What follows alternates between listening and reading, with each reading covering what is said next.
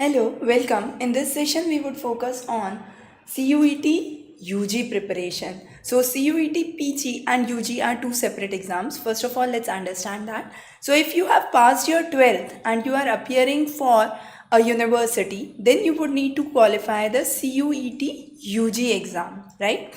But if you have already completed your bachelor's and you are looking to enroll yourself for master's degree in a renowned university, then you would have to apply for CUET PG. So that's the basic difference first of all. Now, how to prepare for your CUET PG? CUET UG is already ongoing. CUET UG, again we have the complete references that you can check, but right now we are focusing on CUET PG. So the first thing is there are two papers. One is the general paper code 38, the other is the general paper code 40. So for some subjects that you have opted for, you would be going for paper code 38. For other subjects, you would go for paper code 40. The only difference is for paper code 38, it's mainly maths, mental ability, and English reasoning. However, for paper code 40, it is along with that, it is computer science, the basics of computer applications, and then it also includes NCRTs. That's basically pertaining to the social sciences, political science, economics, and all those subjects, right?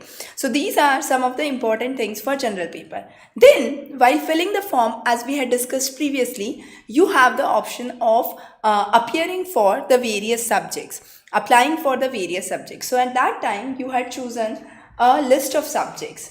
Now here, what we have is a list of subjects that's available. Okay, what you can do is you can select any of the subject that you want to prepare with, and then go to the subject. Within the programs, there would be the various options, which would include lectures in some of the subjects, questions in most of the subjects, and study material in most of the subjects. Now, what is important? How do you need to prepare? That's a very good question. Since CUET PG is happening for the first time ever this time, what kind of questions would come is highly unpredictable. But it's not that the case. Why it's not the case? Because you already had the combined entrance examination for various universities. So based on these question papers, these set of subjects have been designed.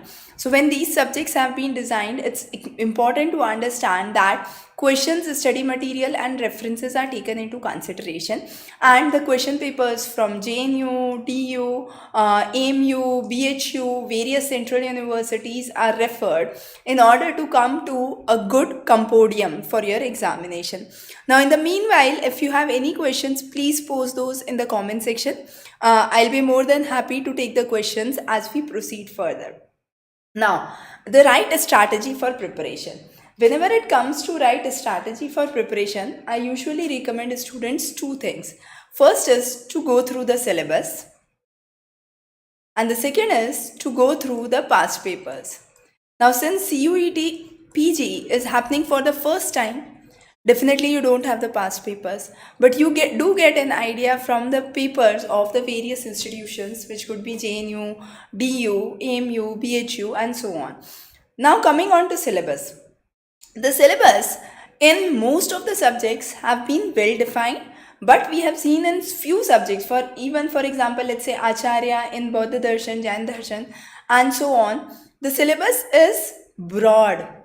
That means it's kind like the syllabus says only ethics or metaphysics. Now, what all are included in metaphysics is not mentioned. That means you have to have a good depth.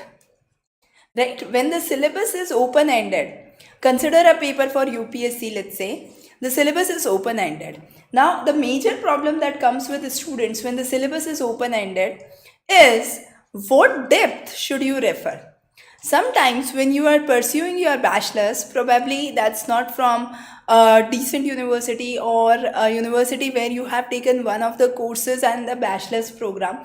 In those circumstances, what happens is your courses actually do not meet the criteria of the depth. You know everything, but all that knowledge is superficial. So what you do is when you practice questions, you come to know, okay, these were the topics I actually had never heard about. So these are the things I need to refer more, and that's one of the ways you proceed with the content depth, right? So understanding the content depth is definitely important.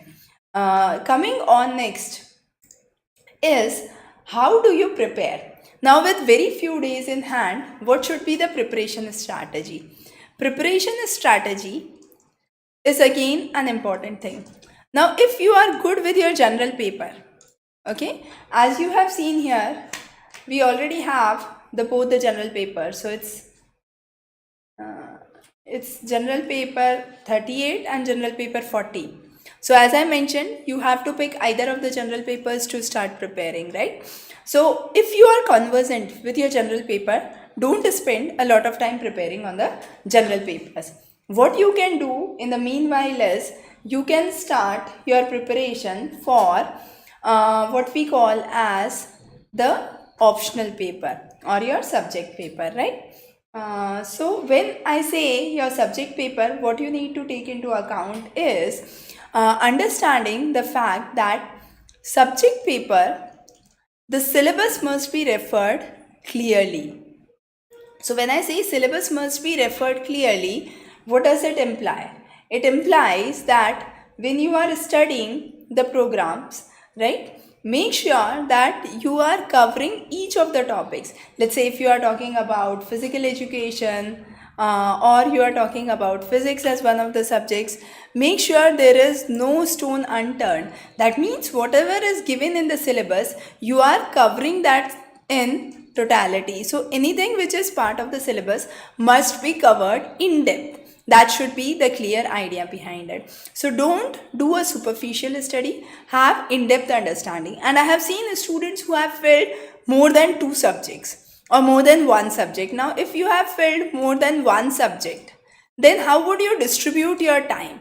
So time management again becomes a crucial thing. So when it comes to time management, what do you need to do? When it comes to time management, you need to focus on the fact that while preparing, you should start with, just a second.